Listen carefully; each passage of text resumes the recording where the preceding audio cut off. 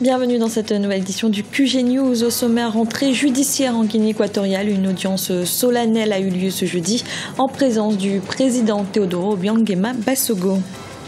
Tensions sociopolitiques au Gabon. À plus d'un an de l'élection présidentielle, partis au pouvoir et opposition se livrent déjà à une bataille féroce. Nous évoquerons les conséquences économiques de cette crise avec notre invité Francis Jean-Jacques Evouna, président du Conseil gabonais du patronat. Et la 8e édition du festival de mode dénommé Daoulaba a débuté ce jeudi au Mali. L'événement vise notamment à valoriser le coton local. Mais tout d'abord au Mozambique, Filipe Nyusi, élu président de la République en octobre dernier sous l'étiquette du Frelimo, le Front de libération du Mozambique, a été intronisé ce jeudi. La cérémonie a été célébrée sur la place de l'Indépendance à Maputo, la capitale. Son principal opposant, Afonso Dhlakama, le chef de la Renamo, la résistance nationale mozambicaine, qui ne reconnaît pas sa victoire, a boycotté la cérémonie et menace de faire sécession. En Guinée équatoriale, la rentrée judiciaire a eu lieu ce jeudi. Une audience solennelle avait été organisée, présidée par le chef de l'État, Teodoro Obiang Nguema Basogo, l'occasion de fixer les priorités pour 2015. Un reportage de notre correspondant Serge Kofi. L'ouverture de l'année judiciaire 2015 a eu lieu ce jeudi au palais de congrès de Bata, la capitale économique de la Guinée équatoriale, en présence du président Obiang Nguema Basogo. Occasion de dresser un bilan de l'activité 2014 du secteur judiciaire. Selon le procureur général de la République, l'activité pénale est restée soutenue avec au total près de 1180 dossiers. Au titre des infractions pénales comme les délits de vol, ils ont augmenté de 45%. Les homicides, quant à eux, ont connu une hausse de 10%. Comme priorité en 2015, la formation des magistrats figure en bonne place. Implementar en todos los distritos y municipios. Nous devons mettre en place dans tous les districts et municipalités du pays des centres de mineurs et les tribunaux de première instance selon la nouvelle loi organique du pouvoir judiciaire de 2010. La construction des prisons dans tous les chefs-lieux de province et l'application de la loi avec rigueur. L'année judiciaire 2015 sera loin d'être de tout repos. L'élargissement de la carte judiciaire reste d'actualité avec la mise en place de 2 centres pénitentiaires d'insertion à Bané sur la partie insulaire et à Evinayong au centre du pays. La Guinée équatoriale est en train d'expérimenter de façon continue un processus créatif de nouvelles institutions qui aideront à la mise en place d'un état de droit.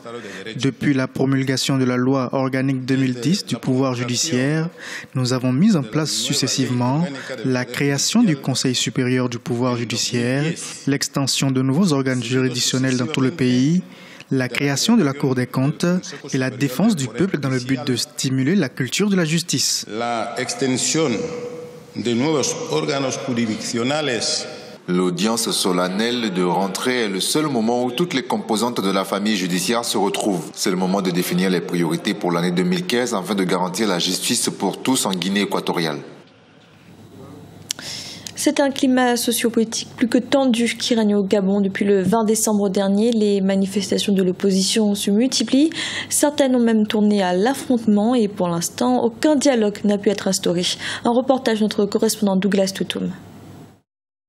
Au Gabon, la situation sociopolitique qui prévaut depuis plusieurs mois préoccupe les acteurs au plus haut niveau. Malgré les nombreux appels au dialogue lancés par la société civile et la communauté internationale, la tension politique reste encore perceptible.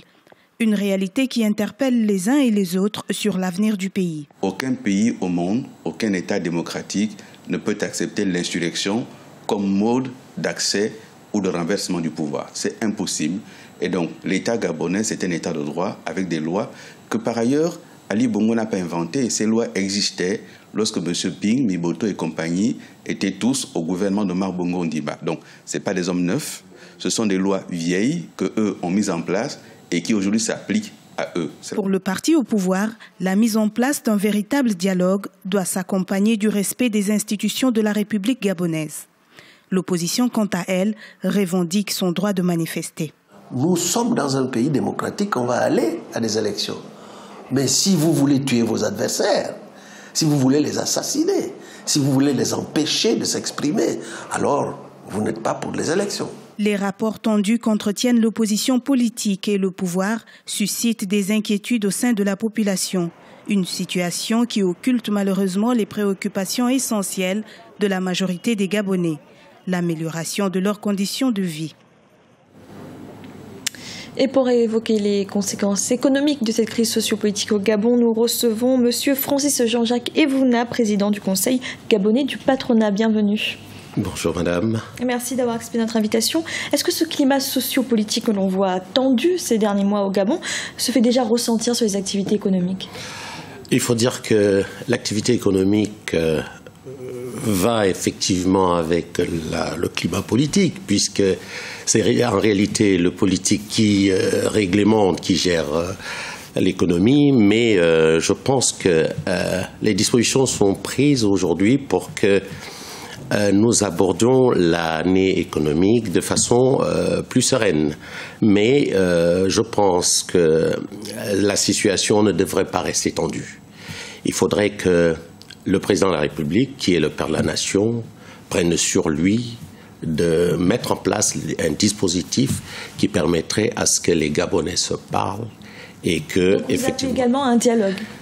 J'ai toujours formulé le vœu que le président de la République, qui, pour ce qui est de mon souvenir, le président de la République fait partie de ceux qui, en 1989, au temps d'Omar Bongo, au temps du Parti fort, avait fait instaurer au Gabon la démocratie.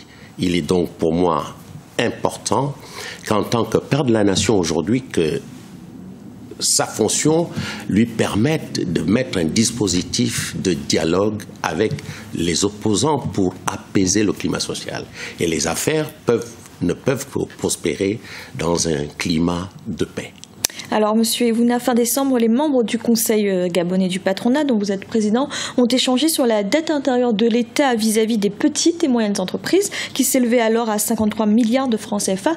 Où en est aujourd'hui ce processus? Le 20 octobre de l'année dernière, le ministre du budget et des comptes publics avait mis en place une petite structure, un petit comité pour pouvoir étudier cette dette-là autour du directeur général du contrôle des ressources et charges publiques, qui est devenu aujourd'hui d'ailleurs le directeur général du budget et des finances publiques. Nous pensons qu'il connaît le dossier. La dette n'est pas entièrement payée. On a commencé par la payer.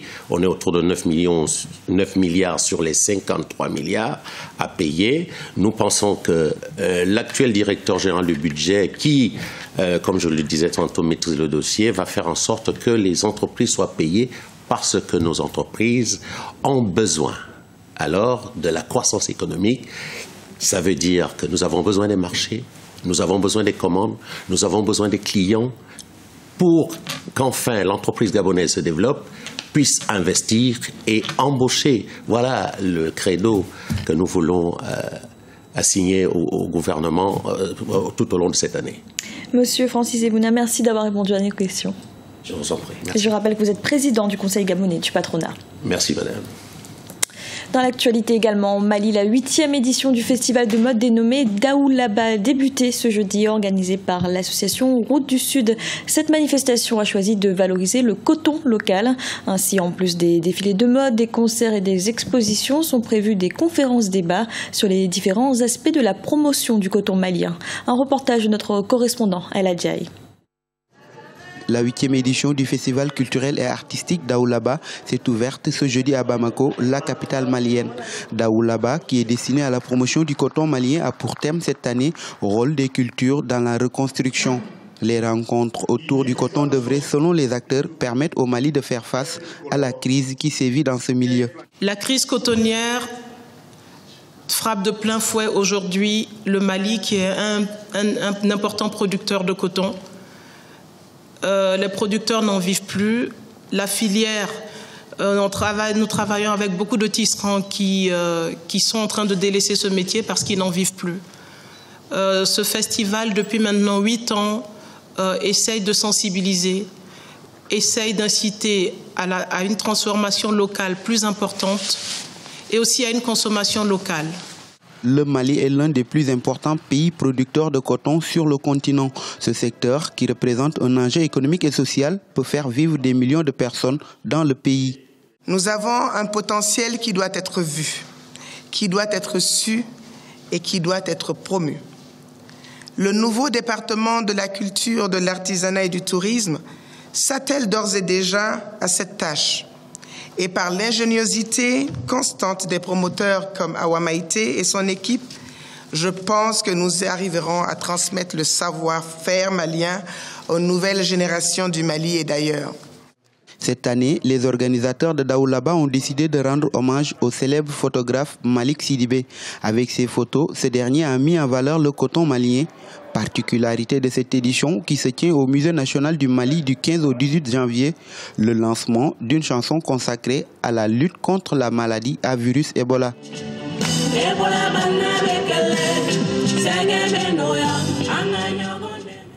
Et sachez qu'au Cameroun, le musée national rouvre ses portes ce vendredi. Cet édifice ancien palais présidentiel avait été fermé au public en 2009 pour réfection. Le coût des travaux se situait entre 3 et 4 milliards de francs CFA.